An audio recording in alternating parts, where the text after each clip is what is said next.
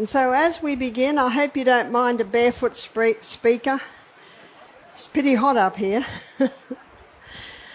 So this afternoon, I'm going to take you a little bit further than what I did yesterday. Yesterday I showed you what happens to our food when it gets into our gastrointestinal tract. And now I'm going to show you what happens when it gets out of our gastrointestinal tract and gets into the blood and goes to the cell, because it's a fascinating process. And as Proverbs 14 verse 6 says, knowledge is easy to him that understands. When you understand these processes, you begin to have the knowledge on how to give the body the right conditions. The same power that upholds nature is working also in man.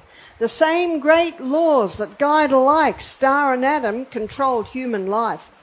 The laws that govern the action of the heart, regulating the current of flow of life to the body, are the laws of the mighty intelligence that has jurisdiction of the soul.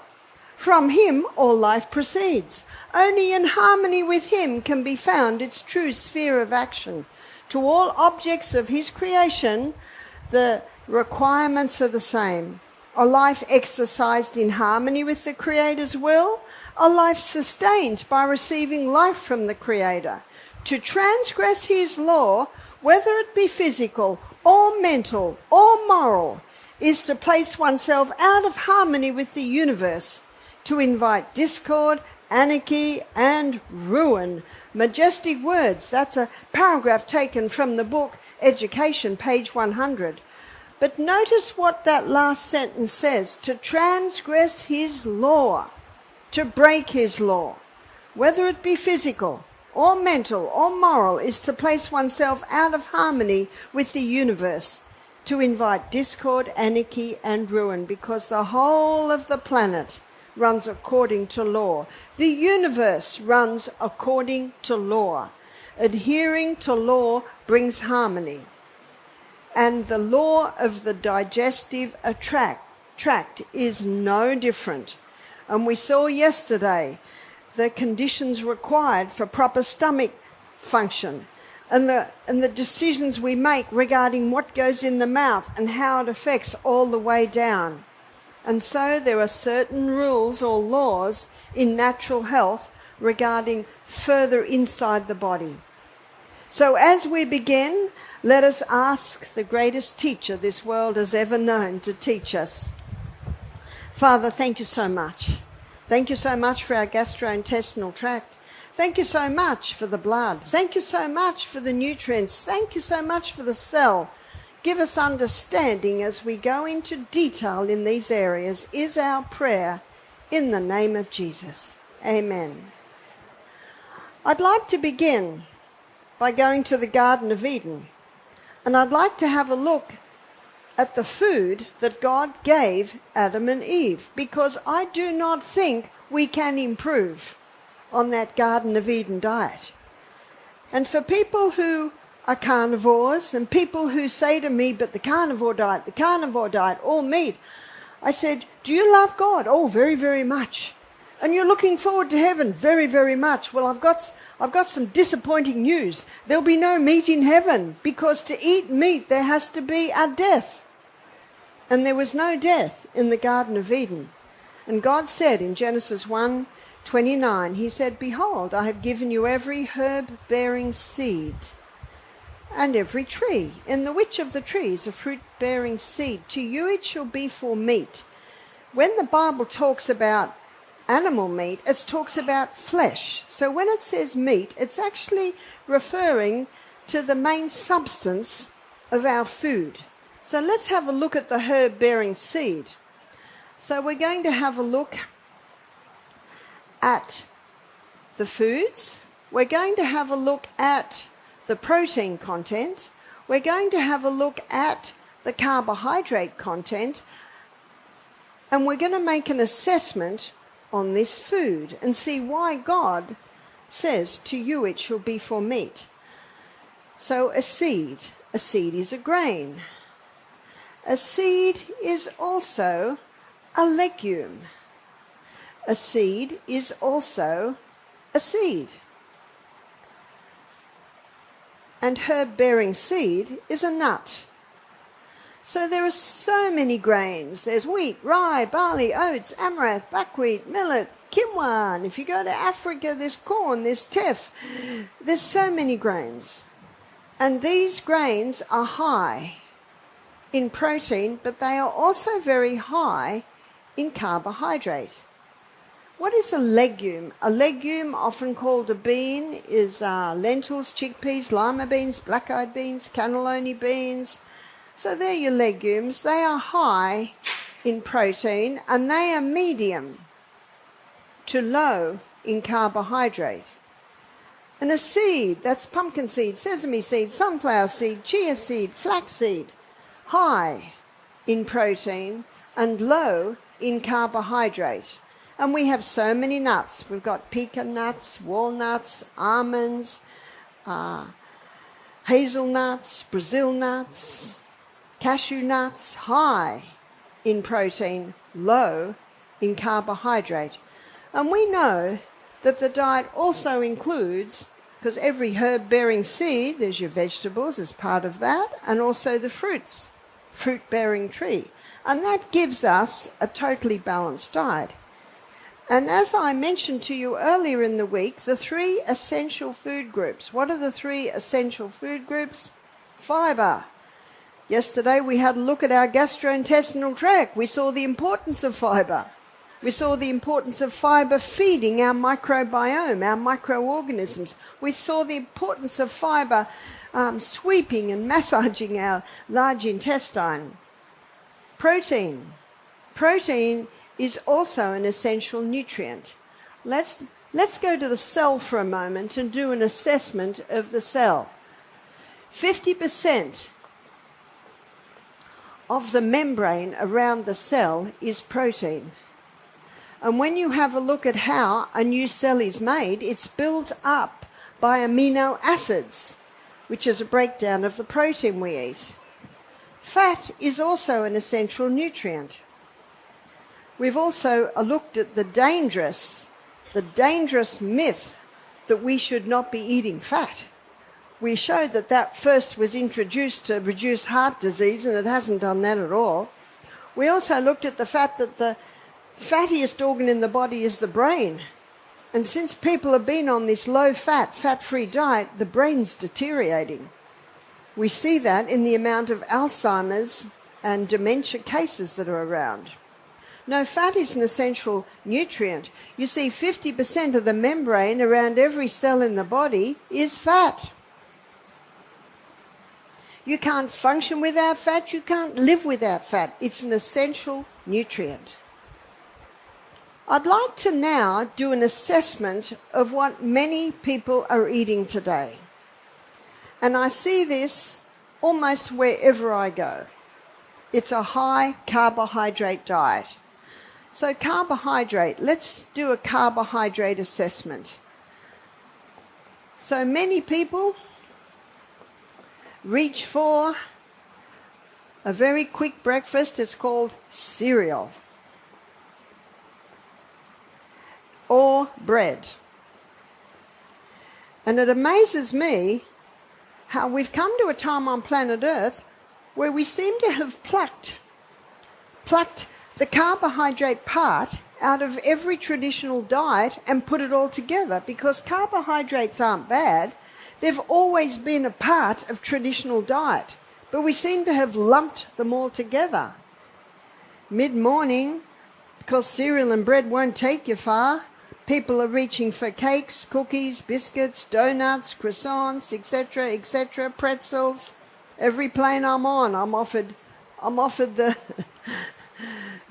little quick carbohydrates, chips, pretzels, lots of pretzels. Pizza. Pizza's another quick food that we see in the cities. Pasta, I don't think there's a home without pasta today. Potatoes.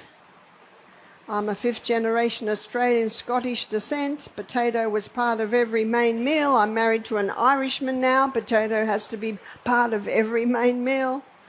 Rice. I'm sure if I grew up in Asia, rice would be a main part of my meal. Now, last and certainly least in nutritive value is the pure crystallized acid extracted from the sugarcane plant. All of these break down in the gastrointestinal tract to a singular structure called glucose. Yesterday we had a look at how the salivary amylase starts the carbohydrate digestion and the pancreatic amylase finalizes it, brings it down to tiny little substances absorbed out of the gut and into the blood. Then it travels to the cell. And when it gets to the cell, there's a hormone called insulin. And insulin is the key that unlocks the door to get the glucose inside the cell. Once the glucose is inside the cell, then it goes through a 20-step pathway. And this 20-step pathway gives us 2 units of energy. We looked at that this morning. The end result of the 20-step pathway is a chemical form of glucose called pyruvate. And pyruvate, as the chemical form of glucose, gets fed into what's often called the powerhouse of the cell, because this 8-step pathway delivers a very impressive 36 units of energy. And as we looked at this morning, it is oxygen that makes the difference. What a difference oxygen makes. This pathway, no oxygen. So the first place that the glucose is sent is to the cell. But on a high carbohydrate diet, we've still got a lot of glucose left over. And so now it gets stored in the cell as glycogen. Glycogen is a name given to quick-release glucose stores. These are little molecules of glucose already sitting in your muscle cell. In your muscle cell, it's like it's in a prison that can only be used by your muscle cell. But the liver, let's just get the edge of the liver here. Here's the liver. The liver can also store glycogen, but it can only store so much. But this glycogen, it can be sent all over the body, whereas this glycogen can only be used by the body. Remember what it is? It's quick-release glucose stores. And that's why I did not need to eat before I went on my morning exercise this morning, because I've got a nice store of glycogen stores already in my cell, just waiting to be plucked. It's an amazing system. So the second place that the glucose is sent is to the cell or to the liver to be stored as glycogen. That's why when your children say they're starving between meals, it doesn't mean you have to give them food because there's a really nice storehouse in there. And remember what we looked at yesterday, the stomach needs a rest. But we've still got glucose left over because only so much can be stored in the muscle, only so much can be stored in the liver. We have still got glucose left over. So now it's stored in the most amazing fuel depot in the human body. It's called fat cells. And on this high carbohydrate diet, what's happening to Americans today? They're getting bigger and bigger and bigger. So are Australians. 68% of Australians are either overweight or obese. I don't think anyone chose to eat this way. I just think it's there, it's quick, it's handy. And that's what people want. There's your fast food. But when I was home in the rainforest when my children were little, this was not fast food. It takes a while to make cereal. If we were travelling, I would make, I think you call it granola, we call it muesli. It'd take me all afternoon to rub the dates and oil in through the oats and then bake it in a very slow oven. It took me all afternoon, but it was quick food on the road. You just pour milk on it. It takes a while to make bread, especially if you're making the traditional sourdough or cultured bread. That can take a couple of days. Cakes, etc. Takes a while. My husband's very happy I'm coming home. I'll be home on Tuesday because when I'm home, I make an apple pie once a week. He says he's suffering at the moment. He hasn't had an apple pie for a few months. But it takes a while. It takes a while to make them. It takes a while to make pizza. If you're going to make pasta from scratch, that takes a while. It takes a while to cook potatoes. It takes a while to make rice, to cook rice. This is not fast food, but in the city, it's just there, it's just quick, and it's just very easy. And I think that's why so many people have fallen in to eating this way. It's just quick, it's just fast. And when people say to me, I don't know why I'm sick, I'm a vegan. Well, I don't call myself a vegan anymore. I was at a conference a couple of years ago, and it was all plant-based, all vegan. And then they had a carrot cake for dessert. And on the top was this white fluff. And I said, what's that? They said, oh, Barbara, it's vegan. It's vegan. I said, I know cow's cream. I know coconut cream. But what's that? Then they brought me this spray can. You just press the button and out comes white fluff. And I looked at that. I looked at the spray can. I read the ingredients. Whoa. That's when I discovered chemicals are vegan.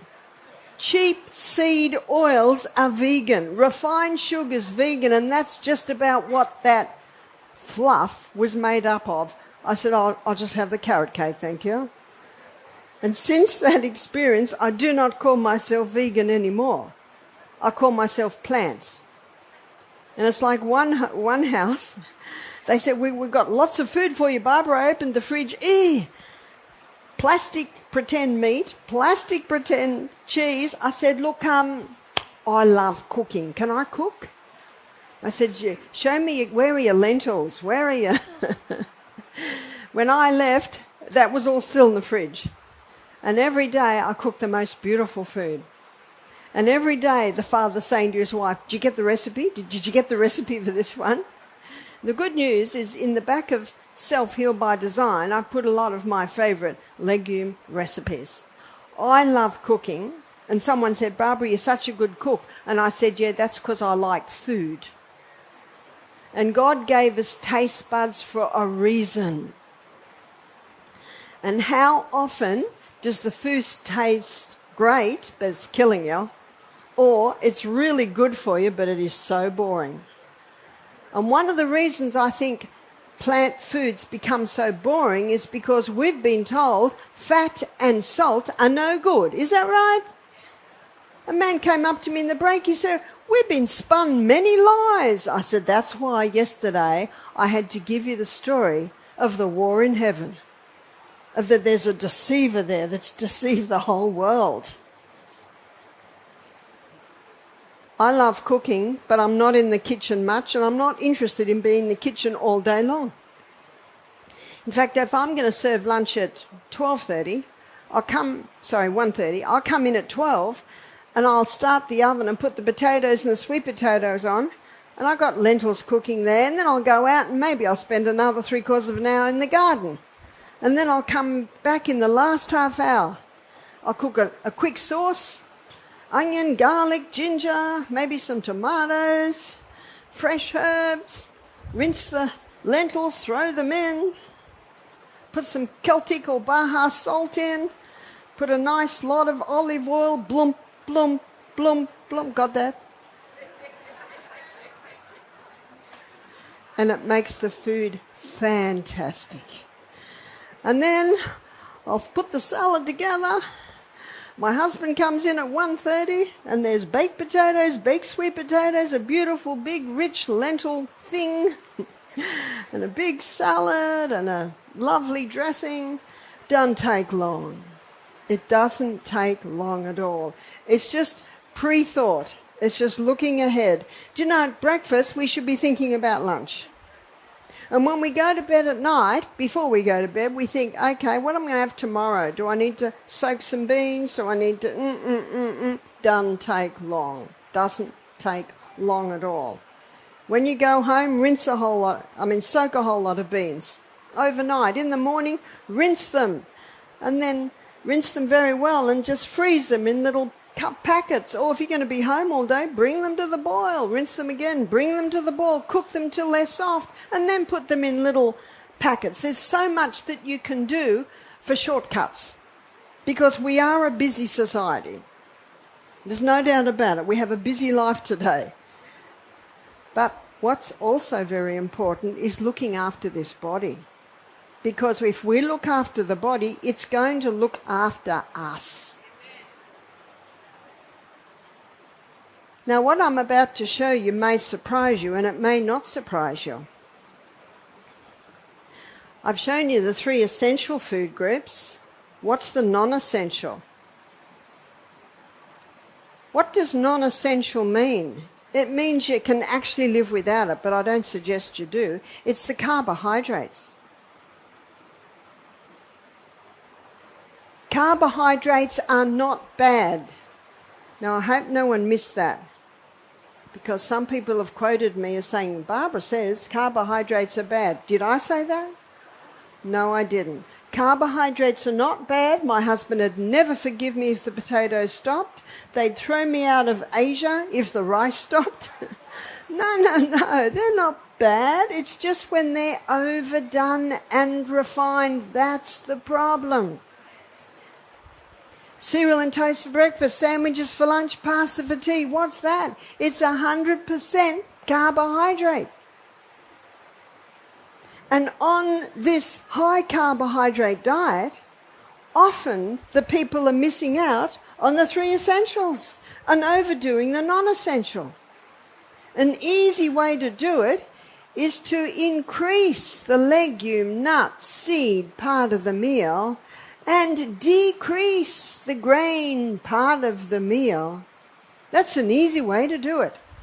And because that's a non-essential, that's the negotiating part of the meal. And then the negotiations change depending on your height, depending on your size, depending on your weight, depending on your sex, depending on your physical, mental output through the day. I was pregnant or breastfeeding non-stop for 14 years. I ate a lot more carbs then than I eat now. I'm only a little tiny lady. I do not need many carbs. In fact, I eat a very low carbohydrate diet. I eat high fiber, generous proteins, great fats. Why do I do that? Well, 1 Thessalonians 5:21 says, prove all things and hold fast to that which is good. It works well for me. I sleep very well. I have lots of energy. The weight just stays the same. The brain works. So what's the body saying to me? Yeah, this is working. And if it's not working, it's time for a change. I loved what Thomas Jackson said this morning. The word rest is in stress. Did you see that? But to get rest out of stress, you've got to do some rearrangements and you've got to do some elimination. I like that. Thank you, Thomas Jackson. I love the little puns that he has with words. Excellent. You're the doctor. If it works, do it. If it doesn't work, don't do it. And as we looked at yesterday, we also looked at timing. We also looked at moderation in eating. Eating breakfast like a king, lunch like a queen, supper like a pauper. At our Misty Mountain Health Retreat, one lady said, has it opened again? I said, it never closed. It never closed. We've got a great team there, and they run the program every week.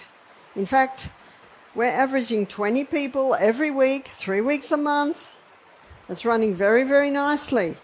And because we're getting that many people, we've been able to build a new steam bath. We've been able to do a few great extensions to the property. And a common email we get. Now remember, we feed our breakfast at 7:30 in the morning. We give our guests lunch at 1:30, and then in the evening we serve a thin soup. We cook a lot of vegetables in a lot of water for about 4 hours, then strain it, because our guests do a steam sauna every afternoon. So there's the big sweat. You don't have to do a sauna here, do you? Just come up here on the stage and you'll get a good sauna workout. I know why the Indians wear this little outfit, because it's so cool.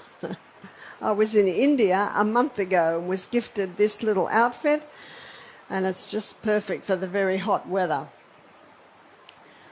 So understanding this process, and when we go back to the Garden of Eden diet, you can see when God said to you, these seeds shall be for meat, meaning the main substance of your food, because these are foods that are all high in fibre, generous amounts of protein, especially those last three, and great fats are found in your seeds and nuts. So in the Garden of Eden diet, God didn't say, behold, I've given you wheat. He said, I've given you every herb-bearing seed. So we need to have a variety rather than just one. But that brings me to another point. I want to look at the grain that most cereal is made out of, most bread is made out of, most cakes, and we could do lots of these croissants, muffins, biscuits, cakes, cookies, pretzels. They're all made out of the same grain, as is pizza, as is pasta, and that is wheat. So I want to show you what happened to the wheat. It was in the 1950s. Dr. Norman Borlaug, he put wheat through intensive crossbreeding. Why? He wanted to create a plant with a high yield of grain to help with the starvation crisis in Africa, in India, in Mexico. At first, you see, when I was a little girl, the wheat used to grow that high. And at first, the stalk just kept breaking before they could harvest the grain because it was so heavy. So back to the drawing board, and eventually they've got a plant only grows this high. You look at wheat in America today, how high does it grow? Only that high. It's got a thick stem and 6 to 8 times more grain per plant. That's 6 to 8 times more grain per acre. That's 6 to 8 times more money per acre. So in 1970, when Dr. Norman Borlaug got his Nobel Prize for this wheat, it went worldwide. So by the 1990s, every cereal, bread, and all the rest, pizza, pasta, it's all made out of this hybridized wheat. It was rushed through with no safety studies. Sounds familiar, doesn't it? You know that Robert Kennedy Jr. has just sacked the 17 members of the committee that tests vaccine. Did you know that? I think that was 2 weeks ago. Because most of them are on the payroll of the pharmaceutical company. Did you know that?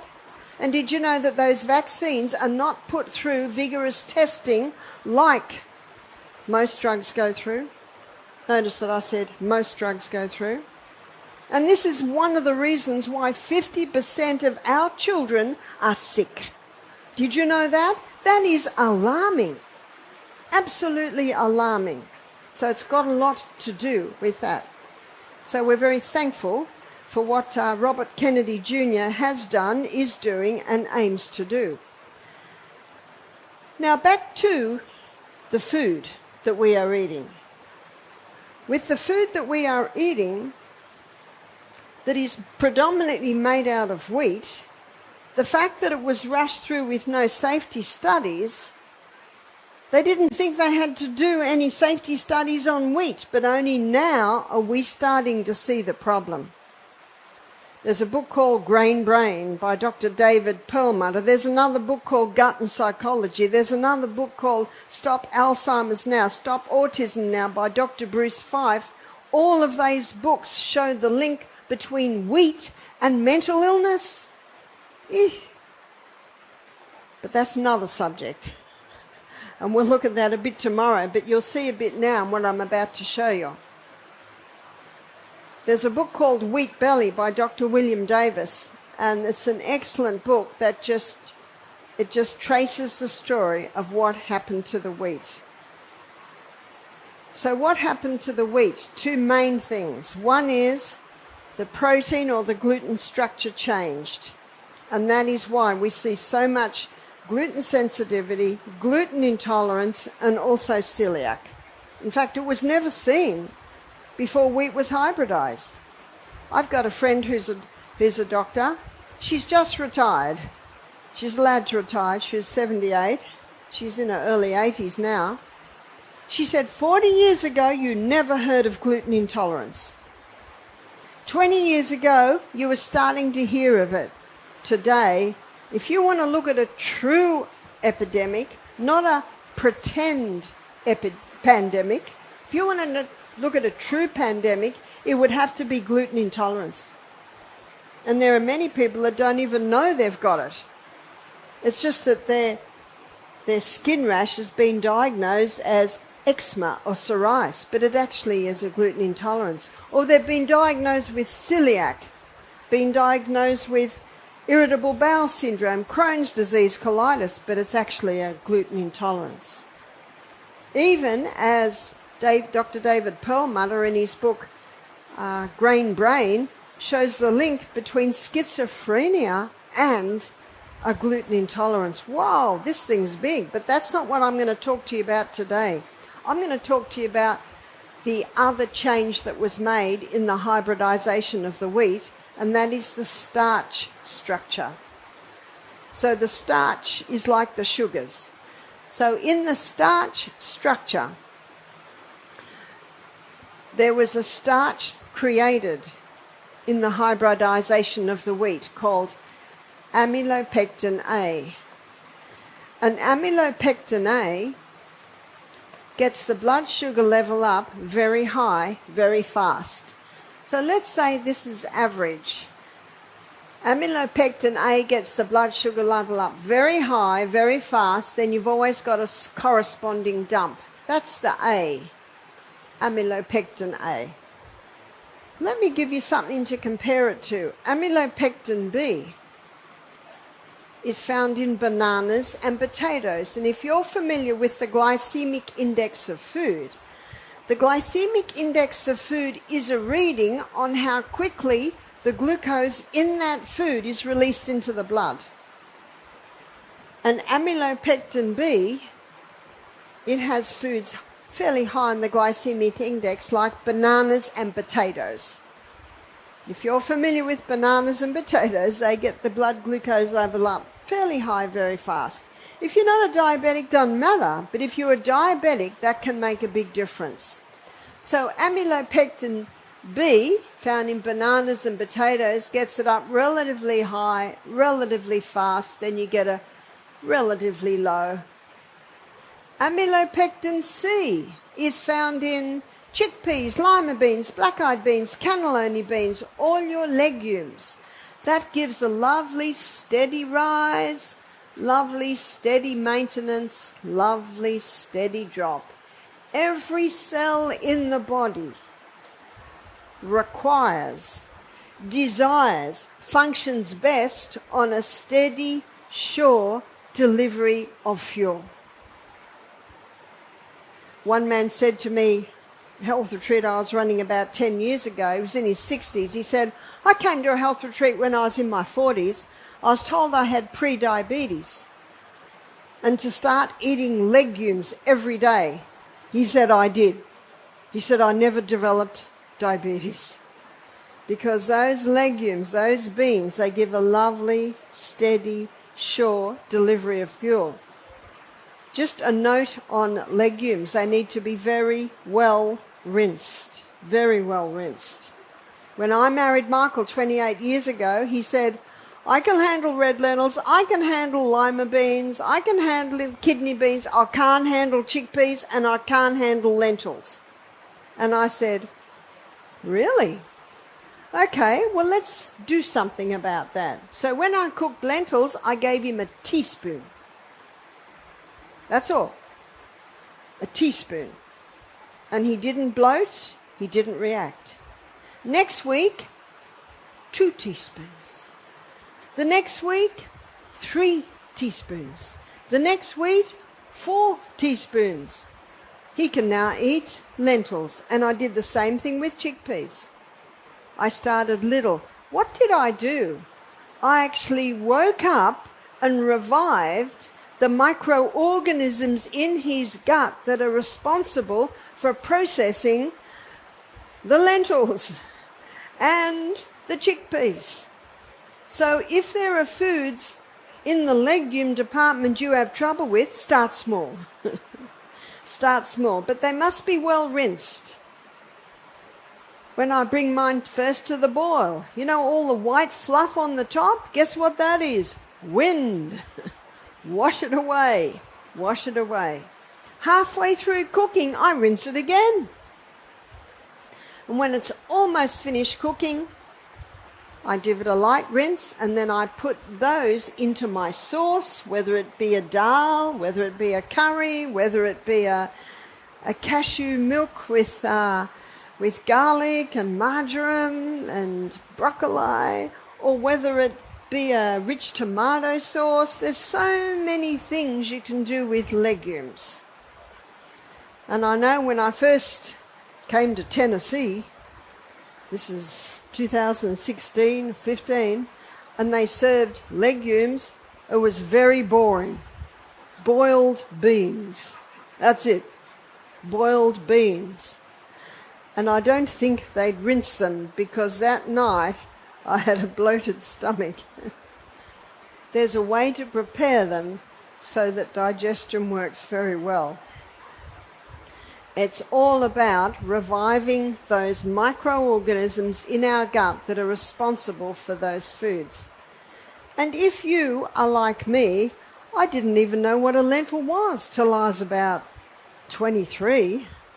I thought everyone in the world ate the way I was brought up, which was cereal and toast for breakfast, sandwiches for lunch, chops or sausages, mashed potato, frozen peas or beans every night of the week. Everyone I knew ate like that.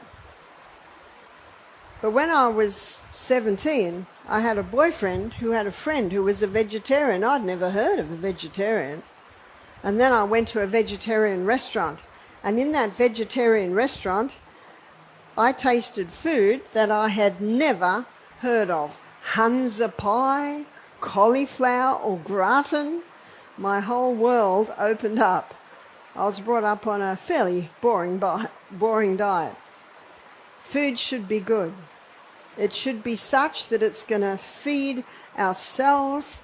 It's going to be such that it's a nourishment that can maintain our body, but not only maintain our body, if it's not well, to heal our body. It's the building blocks of the body are the fibers with all their minerals, are the proteins with their amino acids, they're the building blocks. And the protein are also, they make up the little neurotransmitters that flash from cell to cell in our brain. And the fat, because the fat makes up 50% of that membrane around every cell in the body. No, carbohydrates are not bad. They're the ones you negotiate. So obviously, if you've got teenage boys in your house, but they're not going to put on much muscle unless you're giving them protein.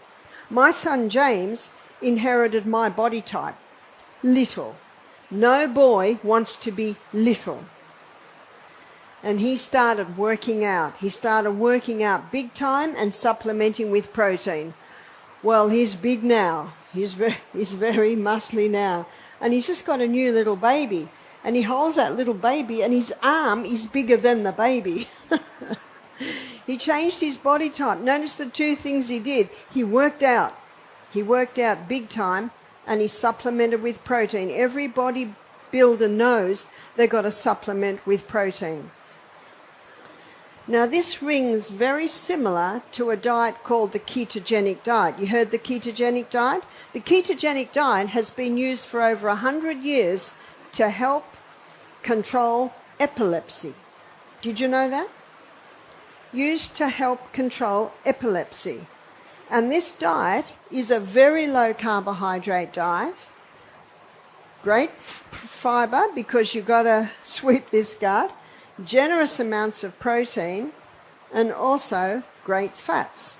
In his book Stop Autism Now and Stop Alzheimer's Now, Dr. Bruce Fife shows that this ketogenic diet can help to turn Alzheimer's and dementia around, and how it can also help to turn around autism.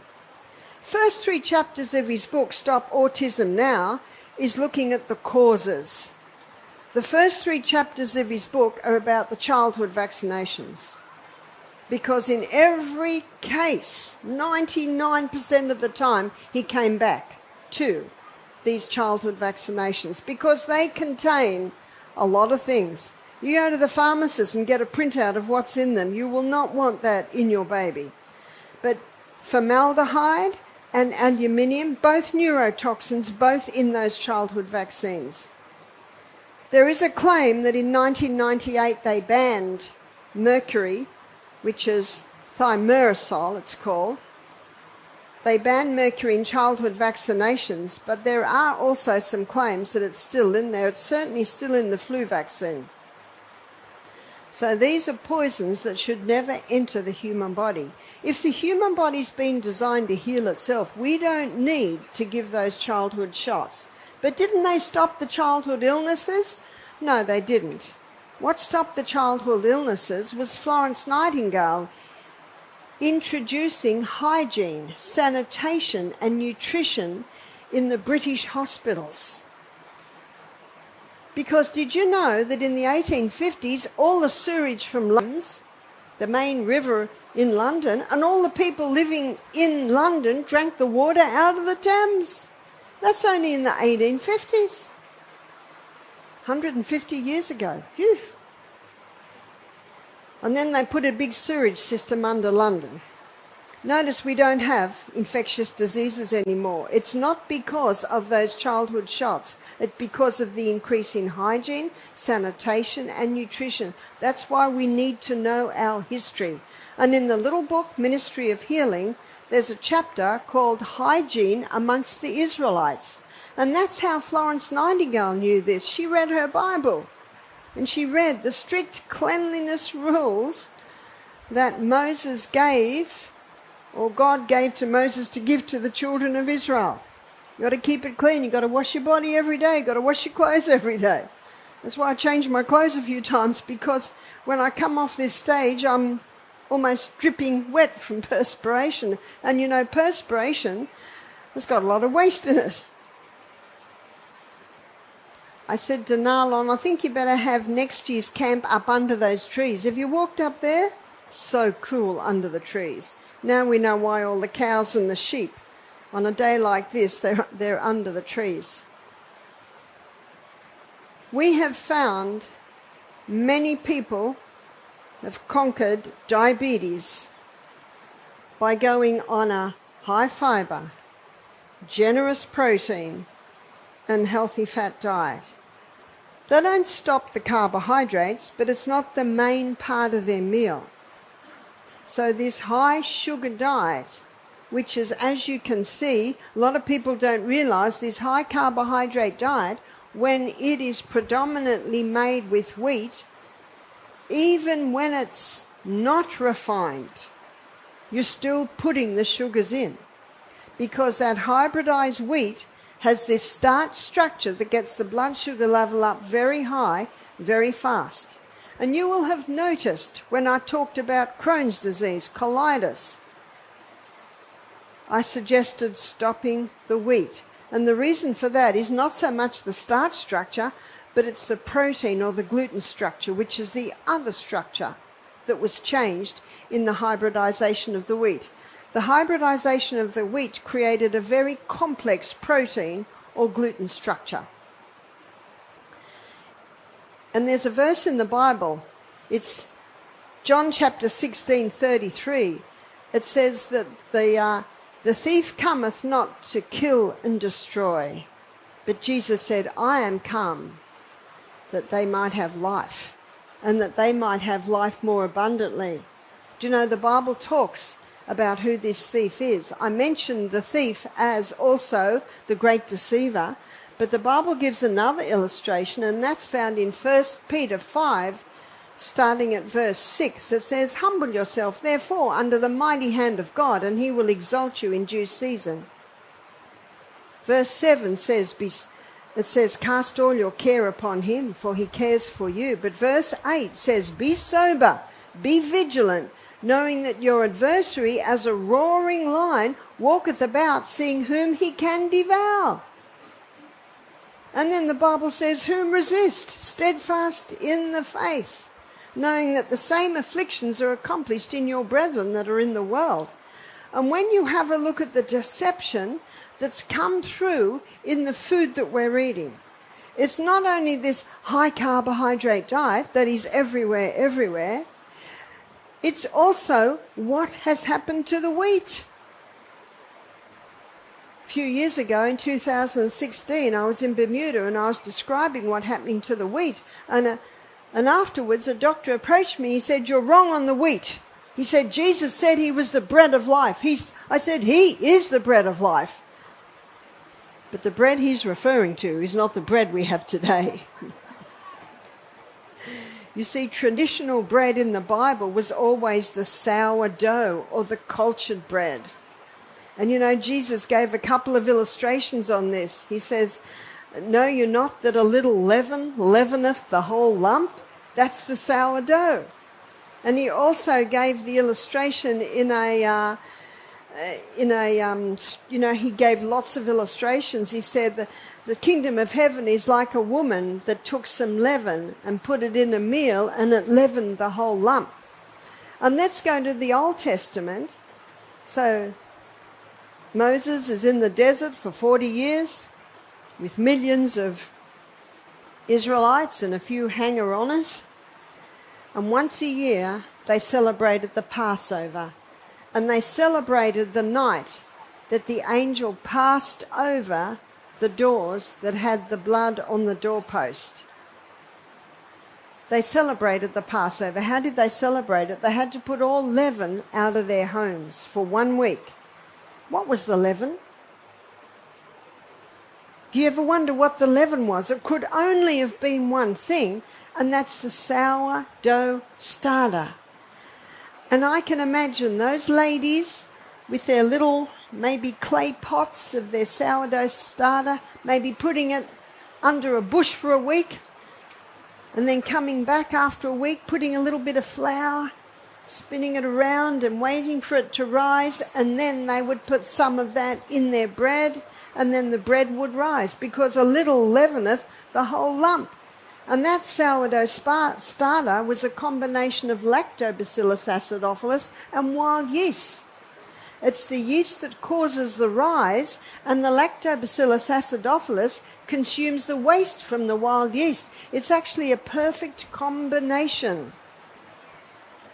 But a lot of people get confused because the writer Ellen White said bread should be light and sweet, not heavy and sour. But she's not talking about the sourdough bread.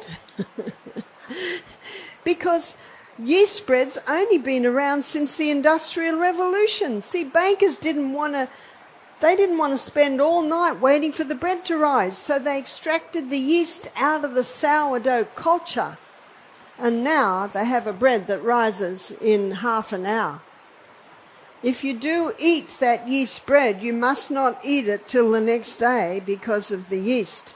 But the sourdough bread, because it's a combination of wild yeast and also the Lactobacillus acidophilus, a perfect combination. In fact, the same combination that's in our gastrointestinal tract. In our gastrointestinal tract, we've got bacteria like Lactobacillus acidophilus, bifidus bacterium, and a whole lot of others that come from that. And we've also got Candida albicans. There are dozens of different species of candidas, these wild yeasts. Do you know, in the right balance, they are not a problem. But when antibiotics come in and kill off the good bacteria, and then the person is eating a lot of these foods with its high sugar content, and how many of these are a combination of refined sugar and the wheat? Can you see that just feeds the yeast? And what's the result of that? A fungus in the toenails, athlete's foot's tinea in the in the toes, vaginal thrush, anal thrush, jock itch. All of these are a result of a yeast in the body. And it's often a result of someone taking a course of antibiotics. You see, my son, James, he went to the doctor because I told you he works out. Well, he overdid it a bit and his arm swelled up. And he knew what Mum used to do, and he put a grated potato poultice over his whole arm and all the swelling came down. But the elbow was still swollen. So he thought, just out of interest, never been there in his life, he'd go to the doctor. He went to the doctor, and the doctor said, you've got bursitis. What's bursitis? It's just inflammation of the bursa. And the bursa is the fluid around that joint. And he wrote James out an antibiotic, a script. James stood up and said, I've never taken an antibiotic in my life and I'm not about to start. And he walked out. Do you think that doctor has ever heard a 25-year-old man say that? And then he went home and rang Mum. I said, joint, ginger. Ginger for joint. And the next day, it had gone right down. My aim in producing Sustain Me, Self-Heal by Design, is on the true role of microorganisms in disease and also cancer, which we'll touch on later tonight. But my book, Sustain Me, my aim was to produce a smallish handbook on natural remedies so that if you do get a swollen joint, or you can actually you can look in there and you can find some simple remedies. So I'd like to tell the story of a man named Bobby that came to a retreat we're running in Alabama. He was 62. He had diabetes and he was on 90 units of insulin a day. And he was on statin drugs for cholesterol. And we showed you yesterday, it's a total scam. Cholesterol does not cause heart disease. And if you want to look for the proof of that, you can go to Dr. Malcolm Kendrick. He's written many books blowing the whistle on that. They've tried to take him down twice for doing that. Did you know that? Twice they've tried to take his credentials away from him. Twice he's won the court case. I don't know about the next time, because they're quite ruthless. So this man was on 90 units of insulin a day. He was on cholesterol-lowering medication, blood thinning medication, and blood pressure medication. He was carrying about 40 pounds excess weight. He said to me, I've spent $1 million on my health in the last 10 years. Doesn't it sound like the lady that came to Jesus? She'd spent all her money on the doctors. And how many are still doing that? Because they know no better. And one thing that the doctor grabs people with is this: fear. If anyone tells you you've got 3 months to live or you're going to die if you don't do this, remember what you say? You're not God. Only He knows when I'm going to die. But thank you for your opinion. I'll consider it. And you leave. So this man, they basically could do no more for him. They basically sent him home with what is that, almost a death sentence. There's nothing more we can do. And he was on so much medication. And he met a lady by the swimming pool. And she said, I think I know someone that can help you. Well, he immediately flew to the retreat. He immediately implemented what we suggested. He said, anything you say, I will do, because there was nothing else he could do. He'd gone to the best specialists in the land. He could afford the best. He'd gone to the best. And so he went on 2 days juicing. His legs are a bit swollen, so I got him to rebound every day. This is the health bounce, what I'm doing right now, the health bounce. If you can't jump on the little rebounder, just do the health bounce. And as you get better at the health bounce, you can start jumping. It's one of the best movers of lymphatic system. He was with us for 2 weeks. He ate a diet high in fibre, generous proteins, great fats, a little carbohydrate. At the end of 2 weeks, he was on 10 units of insulin a day. Now, he'd been told that he was a type 1 diabetic. And sometimes people are told it's an autoimmune disease and you can never cure from it. You've heard that? There is no cure. You will never heal.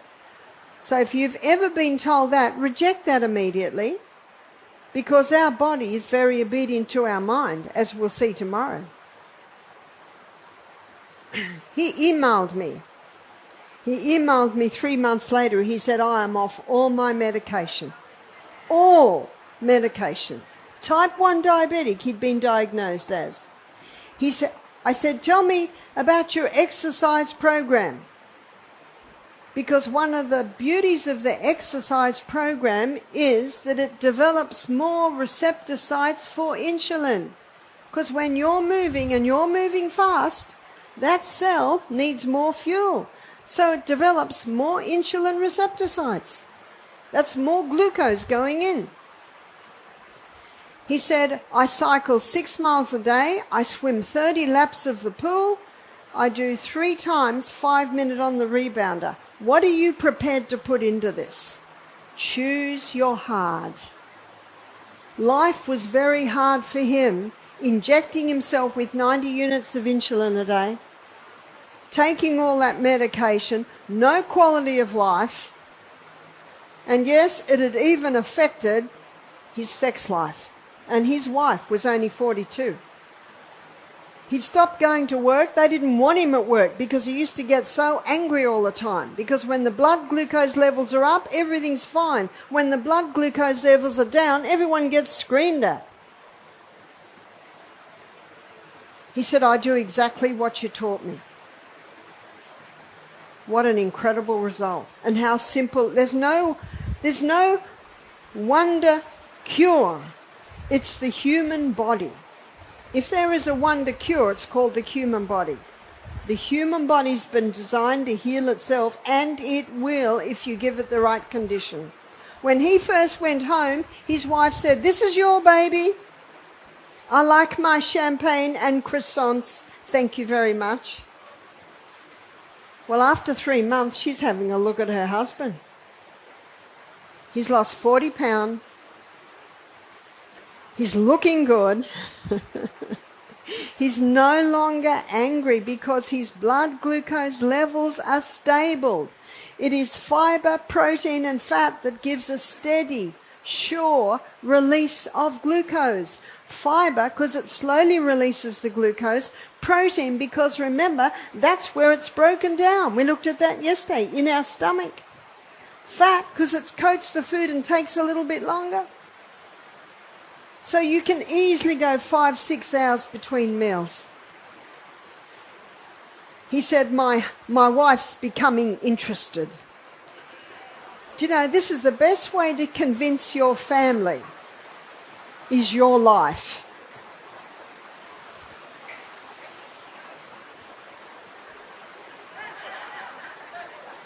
Or maybe I want it. This is the best way, is your life. He emailed me 6 weeks later. He said she's very excited. She's lost 10 pounds. She's doing the diet with me and we're going to get remarried because they're new people. Isn't that a beautiful story? Isn't God good? God is very, very good. In Hebrews chapter 12, verse 1, it says, seeing then that we are compassed about with so great a cloud of witnesses. Who are the witnesses? They're the people we live with. They're our friends. They're our family. They're our workmates. They're our relatives. They're watching. What story are you giving them?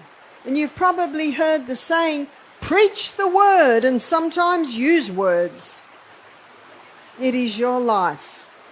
So seeing then that we're compassed about with so great a cloud of witnesses, let us lay aside every weight and the sin which does so easily beset us, and run with patience the race set before us, looking unto Jesus, the author and the finisher of our faith. Do you hear that? When we give all to him, he starts the journey and he's going to finish it. We just need to keep our eyes on him at every step. But what I have found is that when these carbohydrates are greatly reduced, the sugar cravings also greatly reduce. The more heroin you use, the more you want. The more cigarettes you smoke, the more you want. The more sugar you eat, the more you want. The more bread you eat, the more you want. The more carbohydrates you eat, the more you want. And so it's starting to reduce that right down and implement those powerful laws of health. To transgress his law, whether it be physical or mental or moral, is to place oneself out of harmony with the universe, to invite discord, anarchy, and ruin. Keeping law keeps harmony.